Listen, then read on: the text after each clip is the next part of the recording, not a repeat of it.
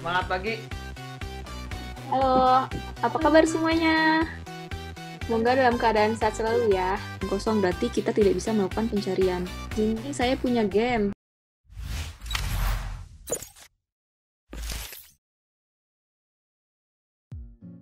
Assalamualaikum warahmatullahi wabarakatuh. Semangat pagi. Selamat pagi. Semoga teman-teman selalu dalam keadaan sehat. Saya hari ini bersama Ibu Dian. Halo Bu Dian.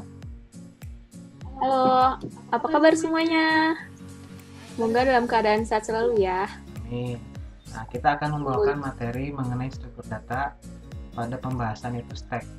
Cuma sebelum ini kita ada pertanyaan nih Bu Dian, ada beberapa pertanyaan dari teman-teman kita mengenai stack yang versi pertama kemarin di video pertama. Nah, saya bacain aja ya Bu Dian ya. Oke.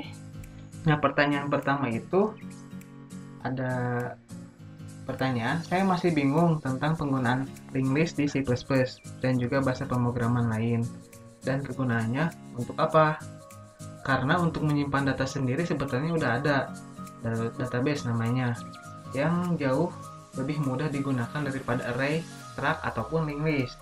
Dan setahu saya variabel sendiri hanya digunakan untuk menyimpan data sementara, dan untuk project yang kami pikirkan biasanya harus menggunakan data yang tersimpan dan nanti digunakan kembali. Terima kasih. Oke, ini saya mau jawab aja. Boleh.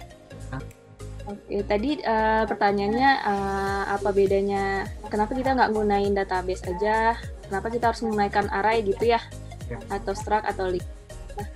Nah, sebenarnya antara database, array, struct, dan list ini memiliki fungsi yang berbeda. Kalau database, dia berfungsi untuk menyimpan data. Sedangkan kalau array ini dia berfungsi sebagai penyimpanan data tapi bersifat sementara. Nah, tadi ada juga bilang kalau di dalam projectnya dia butuh sebenarnya itu yang menyimpan datanya secara lama gitu kan ya, bukan secara sementara. Nah, antara database, array, sama linked list ini dia saling bekerja sama gitu. Jadi ketika teman-teman buat project yang emang membutuhkan penyimpanan datanya bisa dipanggil kembali gitu ya, tetap bisa menggunakan database, namun juga menggunakan array gitu. Misalnya contohnya ketika kita pengen menampilkan data yang ada di database. Nah, sebelum kita melakukan looping gitu ya untuk menampilkan data database itu, sebelumnya kita tampung dulu di sebuah variabel array gitu. Kan array untuk berfungsi untuk menyimpan data dalam jumlah banyak gitu ya. Nah, jadi data yang dari database itu kita tampung dulu ke variabel array, baru nantinya kita looping gitu, dan kita maka bisa menampilkan isi dari database gitu, Pak Henry. Baik, terima kasih Bu Dian. Cuman saya pengen tambahin juga ya, selain itu sebetulnya sekarang itu untuk struktur data sendiri sebetulnya banyak digunakan juga untuk interview di perusahaan-perusahaan raksasa kayak semacam kayak Facebook, Amazon, kemudian ada Google, dan banyak perusahaan yang menggunakan interview itu menggunakan struktur data seperti itu. Nah, ini ada contoh-contoh video-video yang menggambarkan kalau struktur data itu memang betul-betul digunakan di perusahaan-perusahaan raksasa. Itu aja ya. Ini linknya saya tampilkan di sini ya. Silahkan dilihat. Taruh di deskripsi aja linknya, Pak. Iya. Nah, kemudian yang kedua nih ya. Jadi untuk stack. Oh, ini pertanyaannya. Kenapa? Banyak juga pertanyaannya ya. Soalnya materinya sangat menarik. Oh, gitu. Ada gitu. pertanyaan lagi. Oke. Jadi untuk stack ini konsepnya berbanding terbalik dengan queue atau antrian ya. Oke, konsepnya berbanding terbalik, nggak sama antrian. Iya, jawabannya iya, karena sistemnya beda gitu ya. Kalau stack ini kita menggunakan konsep flow atau first in, last out gitu ya. Jadi bayangkan sebuah tumpukan baju di lemari. Jadi kita tumpuk baju. Nah, ke atas gitu. Jadi data yang terakhir masuk ini adalah data yang bisa keluar gitu ya, paling pertama. Nah, bedanya sama antrian, kita bayangkan kalau kita lagi ngantri di kasir supermarket gitu. Nah, kalau antrian dia menggunakan konsep FIFO, first in, first out. Jadi, seperti antrian di kasir, kalau dia duluan datang, dia juga duluan bahkan keluar gitu. Sama halnya dengan konsep di struktur data antrian ini, data yang pertama masuk menjadi data yang pertama keluar gitu. Cukup jelas ya. Jadi kalau yang dicontohkan kemarin dulu kan kita contohnya ada di kantin ya, kayak menggunakan gelas. Kalau yang sekarang contohnya baru lagi ilustrasinya gitu ya. Nah, sekarang mah baju. Sekarang baju. Lemari ya. Yang selanjutnya saya mau bertanya, jika ingin mengeluarkan data hanya di bagian tengah atau di bagian tertentu dari tumpukan stack, bagaimana ya? Jadi datanya, saya punya data nih, datanya ada tumpukan bajunya udah penuh gitu ya. Nah, pengen ngambil dari tengah, atau mengeluarkannya data hanya pada bagian tengahnya itu gimana? Oke, karena di stack ini kita menggunakan konsep FILO, first in last out, jadi itu nggak bisa dilakukan pengambilan data atau pemasukan datanya dari tengah. Gini, bayangkan tadi kayak ilustrasi kita yang lemari gitu ya. Kalau ibu kita udah nyusun baju rapi-rapi di lemari sampai ke atas, terus tiba-tiba teman pulang sekolah ngambil baju dari tengah, otomatis baju yang di atasnya bakalan jatuh ke bawah kan. Efeknya apa? Nanti bakalan dimarahin sama orang tuanya kan. Nah, seperti itu juga penggunaan di stack ini. Jadi ketika kalau ngambil datanya di bagian tengah, datanya bisa hancur gitu. Makanya dia menggunakan konsep FILO.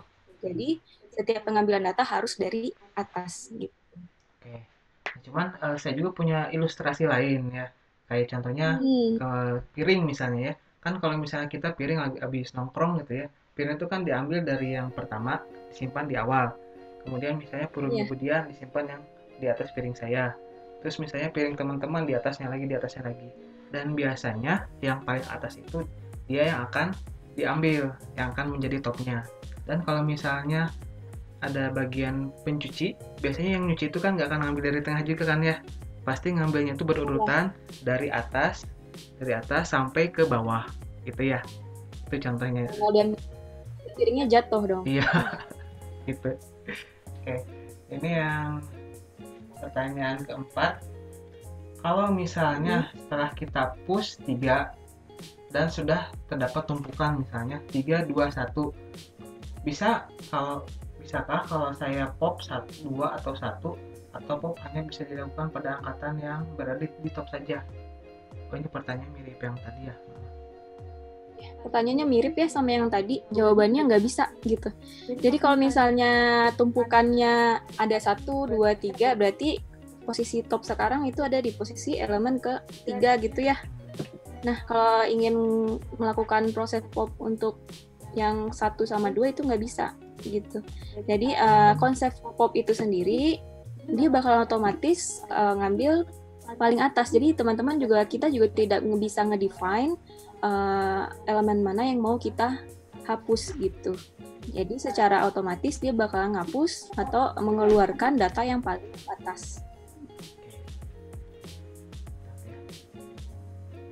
Pertanyaan selanjutnya. Masih ada, Pak? Masih ada. Tinggal 2 lagi. Kita select dulu ini pertanyaannya. Saya suka. Nah, pertanyaan selanjutnya, apakah fungsi stack sama dengan linked list?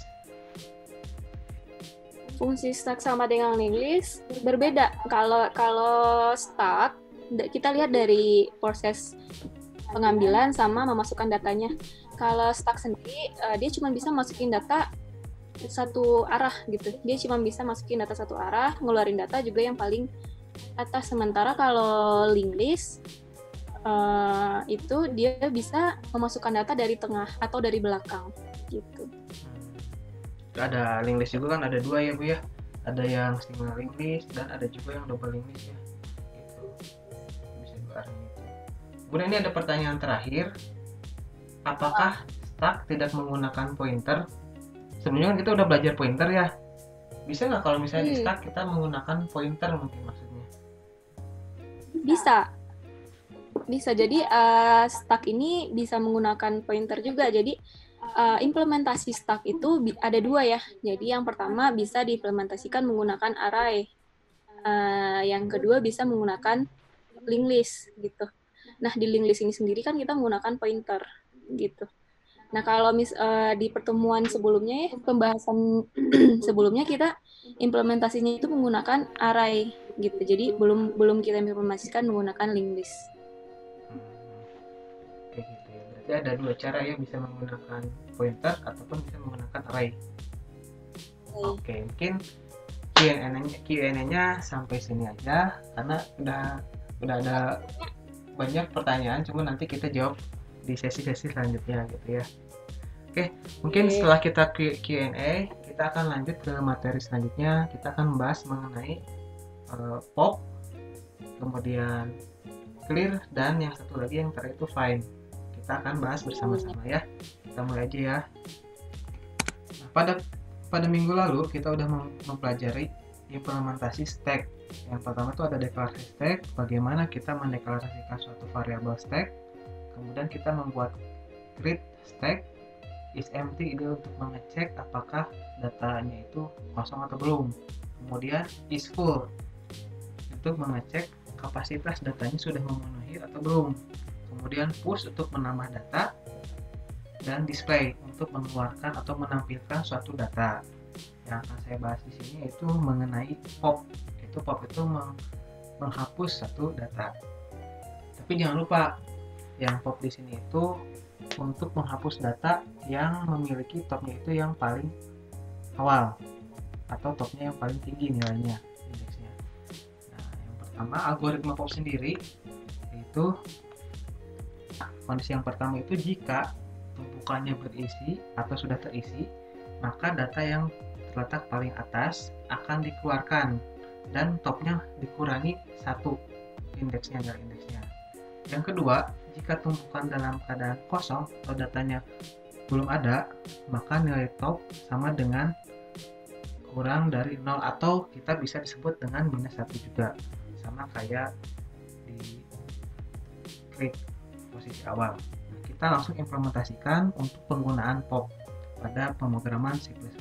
Nah, ini pembahasan yang kemarin kita buat dulu. Fungsi pop. Itu kita berarti void pop.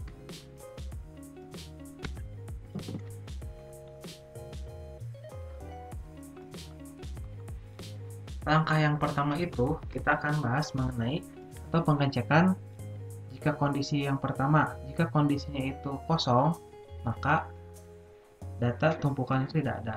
Berarti kan kalau misalnya empty di sini, jika kondisinya itu kosong, berarti nilainya kan 1. Kalau misalnya nilainya 1, berarti nilainya itu tumpukannya kosong. Berarti kita cek dulu dengan kondisi if. Itu if is empty sama dengan 1 atau datanya kosong, maka kita berikan notifikasi. Notifikasinya itu berupa screen, yaitu datanya itu kosong.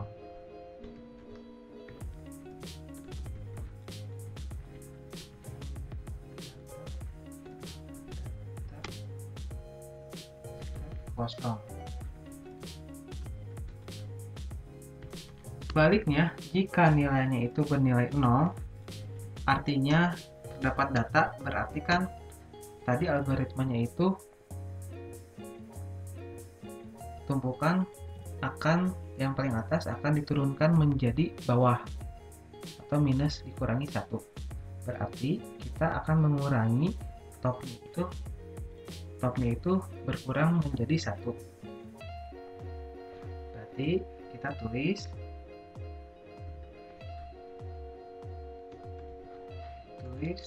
tag dot top itu dikurangi 1, dan kita kasih notifikasi atau pemberitahuan bahwa datanya sudah dikeluarkan dari tumpukan. Misalnya data sudah dikeluarkan dari tumpukan gitu.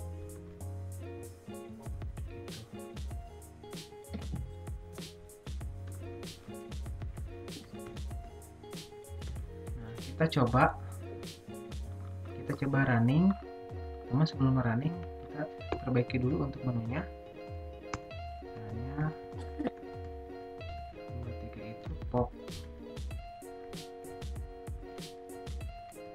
nomor 4 itu jadi keluar. Berarti di sini kita tampilkan yang ini yang keluar jadi poinnya 4. Kita running, ini tampilan awal dari aplikasi kita. Nah, ini kan kondisi datanya itu masih kosong. Nah, kalau kita lihat menu yang nomor 2 itu tampilkan datanya itu masih kosong. Kita coba keluar, kita coba langsung masuk ke pop. Kita pilih menu nomor 3. Maaf, data stack itu kosong. Keluar saja ya, mungkin ini agak kurang rapi ya. Ini coba kalau misalnya ini biar rapi.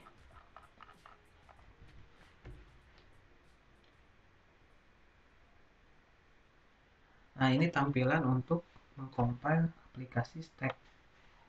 Kita cek dulu apakah ada datanya. Datanya masih kosong. Kita coba langsung tekan 3 atau pop atau akan hapus, maka datanya kosong juga. Karena kondisi yang pertama itu jika is empty-nya itu bernilai 1, maka datanya itu kosong. Kalau misalnya kita input satu data,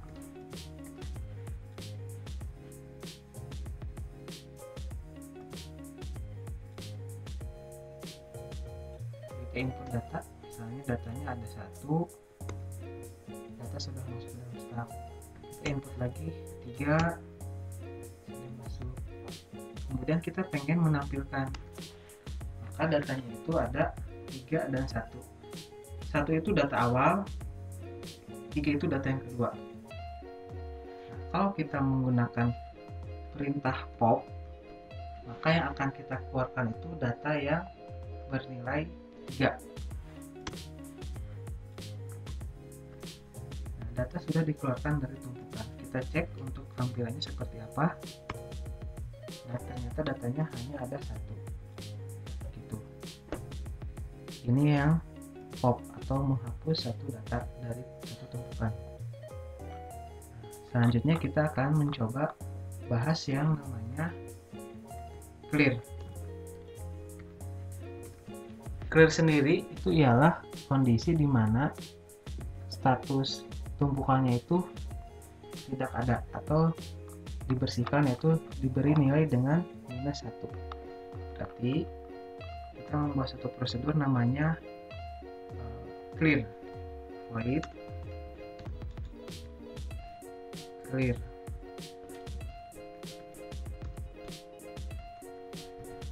Dan posisi topnya itu bernilai -1.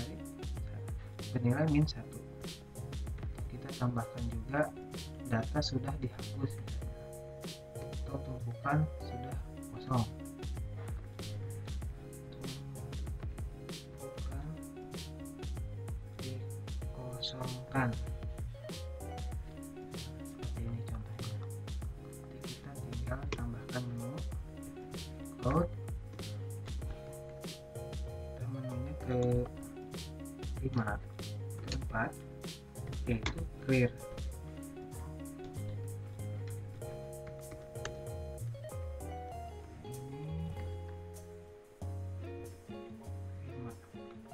Yang clear itu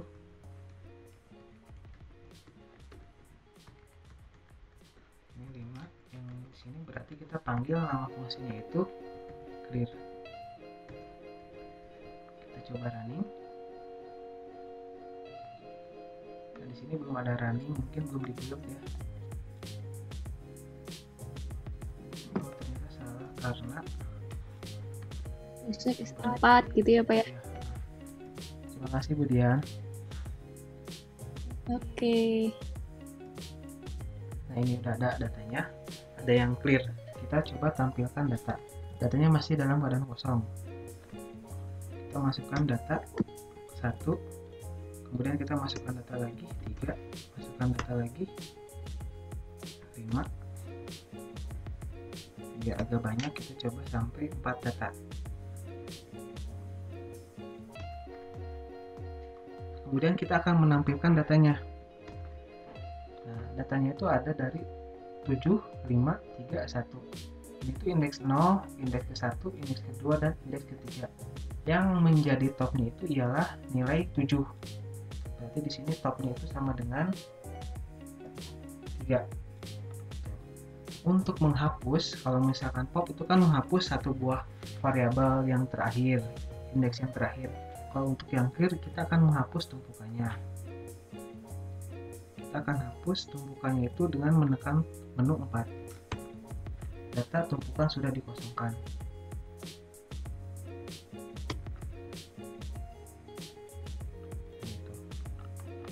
Baik, untuk yang pop dan clear sampai sini. Yang untuk find kita bantu dengan Budian. Oke, terima kasih Pak Henry. Sebelumnya, jadi saya mau bertanya nih Pak, jadi bedanya pop sama clear itu apa ya Pak ya? Bedanya pop dengan clear. Mungkin kalau jelas kan dia sama-sama menghapus. Nah, pop fungsinya juga menghapus atau mengeluarkan data. Kalau yang clear kayaknya juga menghapus gitu ya. Nah, bedanya apa bedanya, Pak? Kalau pop itu dia menghapus satu buah variabel. Yang variabelnya itu yang paling terakhir. Sedangkan kalau yang clear itu dia akan menghapus semua data yang ada pada tumpukannya. Seperti itu. Oh, berarti itu kita menjadikan stack itu dalam keadaan kosong ya? Betul sekali, itu dia. Kenapa dikasih -1 ya Pak tadi? Karena ketika clear. Ya, kenapa dikasih -1? Karena posisi awal atau posisi keadaan stack datanya kosong itu -1. Oh gitu. Karena data mulai dari 0 kan ya. Untuk men-setting datanya kosong, berarti datanya harus lebih kecil dari 0. Jadi bisa -1, bisa -2, pokoknya datanya itu lebih kecil dari 0 saja. Untuk bilangannya, untuk memudahkan pengkodaan juga, Bu. Wow. Oke Pak, cukup jelas. Tadi udah dijelaskan tentang pop dan clear. Sebelumnya juga kita udah membahas tentang push. Jadi implementasi stack ini udah semuanya dijelaskan dari proses bagaimana kita memasukkan data, yaitu dengan cara nge-push, dan bagaimana kita mengeluarkan data atau mengambil data dengan cara nge-pop. Nah, jadi juga Pak Hendy menjelaskan tentang pop sama bedanya pop sama clear. Nah, di sini bakalan ada pertanyaan, gitu ya. Bisa nggak sih kita mencari elemen atau data di dalam suatu stack gitu. Next. Nah, jawabannya adalah bisa. Karena di stack ini itu memiliki fungsi yang namanya find. Find ini berguna untuk mencari nilai yang berada dalam stack. Seperti misalnya ini digunakan ketika kita ingin mencari data dan kita ingin mengetahui dia ada di urutan keberapa di dalam stack itu. Misalnya kita balik lagi ke ilustrasi baju di dalam lemari. Kalau kita pengen menggunakan baju warna pink, kita pengen tahu baju warna pink itu ada di urutan keberapa, biar kita bisa gampang tahu berapa kali kita harus melakukan fungsi pop gitu. Kalau ternyata baju pink itu ada di urutan ketiga, sementara tumpukan baju ada 5, berarti kita harus melakukan pop sebanyak 2 kali. Nah, jadi fungsi find itu memudahkan kita untuk dalam pencarian data. Di sini juga kita bisa lihat ilustrasi dari algoritma pop sebagai berikut. Di sini kita dapat melihat ilustrasi dari algoritma find. sebelum kita melakukan pencarian, yang harus kita lakukan adalah kita ngecek dulu apakah stucknya ini dalam keadaan kosong atau stuck ini dalam keadaan berisi. Kalau stucknya di dalam keadaan kosong, maka kita tidak dapat melakukan pencarian karena tidak ada data yang akan dicari. Selanjutnya kalau stucknya dalam keadaan berisi, maka barulah kita bisa melakukan proses pencarian. Teknik yang digunakan dalam proses pencarian pada stuck ini yaitu menggunakan pencarian sekuensial, yang artinya setiap angka akan dicek satu persatu di dalam stuck sampai ditemukan data yang diinginkan. Nah, seperti ilustrasi di sini, kita mempunyai data A, B, C, D, dan E dalam sebuah stuck, di mana topnya menunjuk ke data E. Nah, di sini kita disuruh untuk mencari data C di dalam stuck. Jadi kalau kita lihat, C-nya ada di sini. Yang dilakukan adalah, karena dia harus mencari tekniknya sekuensial, jadi dia mencari satu persatu. Jadi dia ngecek dulu posisi top sekarang apakah sama dengan yang dicari. Kalau beda, dia bahkan nyari lagi ke bawahnya. Nah, dia ngecek lagi apakah posisi top sekarang sama dengan data yang ditunjuknya. Ternyata beda, karena data yang dicari adalah D. Maka topnya bakalan nyari lagi ke bawah. Nah, selanjutnya dicek lagi apakah posisi top sekarang sama dengan data yang dicari. Maka data C ditemukan pada indeks kedua. Oke, kita langsung aja implementasikannya di C++ agar semuanya dapat dipahami. Nah, sekarang kita langsung implementasikan aja ke codingan. Di sini menggunakan bahasa C++ dan saya menggunakan Visual Studio Code.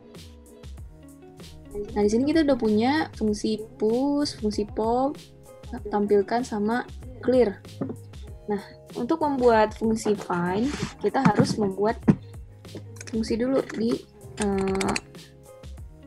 codingannya. Jadi kita buat namanya find aja gitu. Nah, di sini kita harus nambahin parameter. Kenapa kita nambahin parameter? Karena kita akan ngedefine data yang dicari itu melalui inputan. Jadi kita nggak bakal. Jadi harus ada data yang ditampung di sini. Kita bikin aja integer data gitu ya. Nah, seperti yang kita omongin di awal tadi, kalau kita ingin melakukan proses pencarian, kita harus ngecek dulu apakah stuck ini dalam keadaan kosong atau berisi. Berarti kalau ngecek keadaannya kosong, berarti kita menggunakan fungsi dari isEmpty. Jadi kalau dia bukan 1, berarti dia kosong gitu ya. Jadi kalau dia empty-nya sama dengan 1, berarti datanya kosong. Oke, kita buat dulu if. Kita cek data.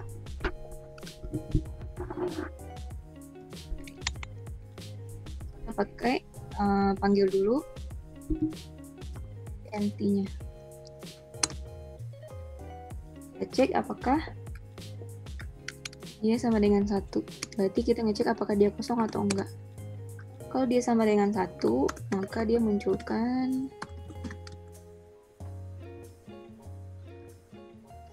dalam keadaan kosong gitu. Oke, false-nya.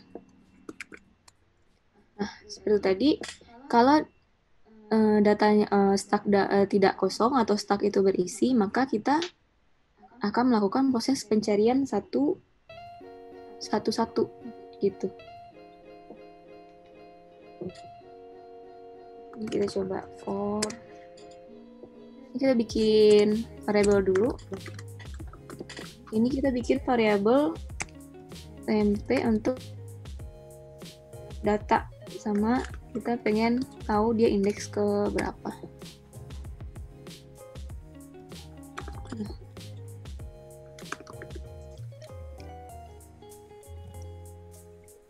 Dimana I-nya sama dengan stack. Jadi ini baik lagi ya, kalau ada yang lupa, ini caranya kita memanggil fungsi struktur. Jadi di sini saya menyimpan variable top sama variable temp ini di dalam struktur yang saya kasih namanya stack. Jadi kalau pengen manggil lagi, kita harus panggil dulu stack dot. Nah, jadi ini ada. Jadi ini dia adalah sama dengan top. Jadi posisi si i ini akan membaca posisi top. Kalau balik lagi ke yang tadi, berarti dia ada paling atas. Dimana i-nya besar sama dengan 0. Nanti dia akan berhenti ketika i-nya 0. Kenapa 0? Karena kalau udah di bawah 0 itu berarti stacknya kosong. Karena dia pencariannya ke bawah, maka kita menggunakan i min. Biar nggak sama kita ganti. Nah, kalau kita udah bikin perulangan gini, apa yang terjadi? Nah, di sini kita udah membuat fungsi untuk ngelooping. Jadi dia akan membaca nilai dari nilai yang ada di dalam stack, dimulai dari topnya. Nah, sini kita bakalan ngecek, bakalan melakukan pencarian data. Kalau misalnya datanya sama dengan top, maka datanya ditemukan. Karena gitu kita harus bikin dulu conditionnya.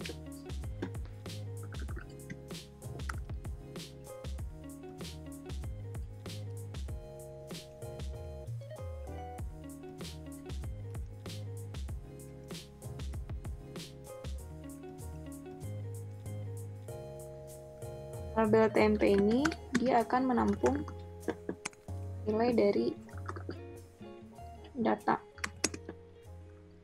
dan variable item ini dia akan menampung dia top ke berapa kalau kita pengen tahu dia top ke berapa. Jika datanya sama dengan temp,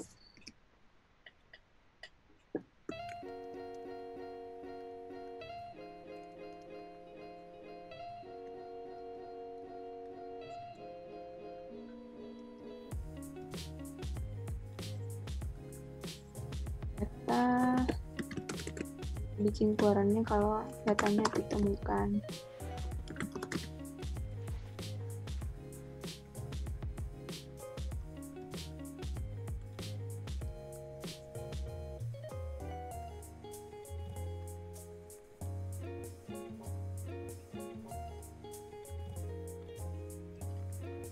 Nah, jadi variabel item ini itu berisi nilai top. Jadi dia bakalan nunjukin kalau data itu ditemukan di indeks keberapa, gitu. Else-nya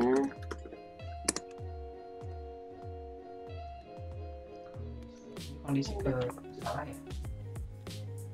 Hah? Kondisi salah ya? Bapak, ini kondisi salah. Jadi kalau misalnya datanya belum ditemukan, datanya tidak ada.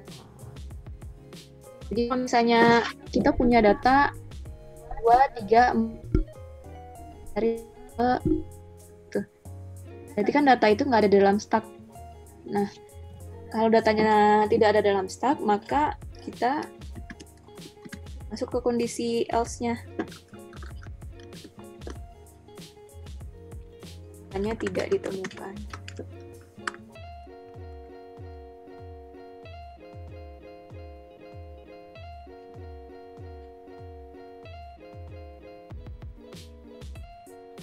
Di menunya kita coba tambahin.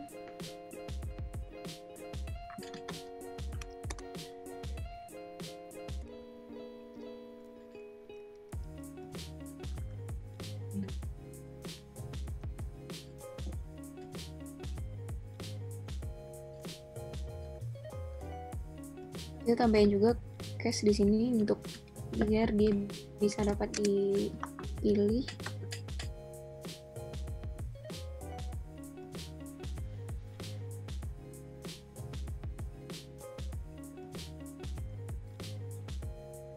Nah, di sini kita memanggil fungsi dari find. Nah, karena find ini mempunyai parameter yang dimana dia membutuhkan data di dalam fungsi ini, maka di sini kita ngedefine-nya dia diinputkan manual gitu ya. Jadi seperti halnya dengan push, jadi kita buat juga kayak push, masukkan data yang akan dicari. Tuh, nanti data ini kita panggil, kita masukkan ke dalam variable find jadi parameternya. Oke, kita coba running.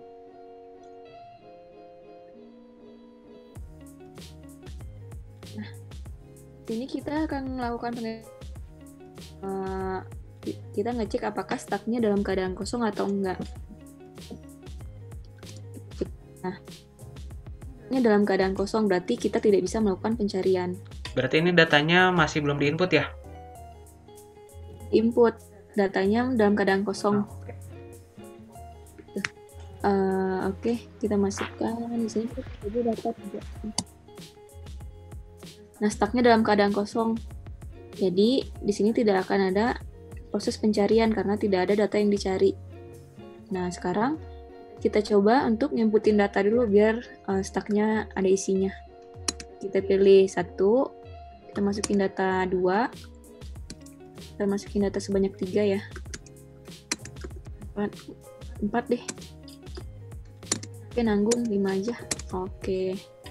Nah, kita coba tampilin dulu. Nah, kita udah isi dalam stack kita udah ada 5. Udah ada 5 data atau 5 elemen, yaitu 2, 3, 4, 5, 6. Nah, sekarang kita pengen cari data ke 4 gitu. Kita pengen cari data ke 4. Jadi kita pilih lagi. Ini kita inputin dulu 5. Nah, kita pengen cari data keempat. Nah, di sini nih dempet-dempet harus kita kasih spasi dulu.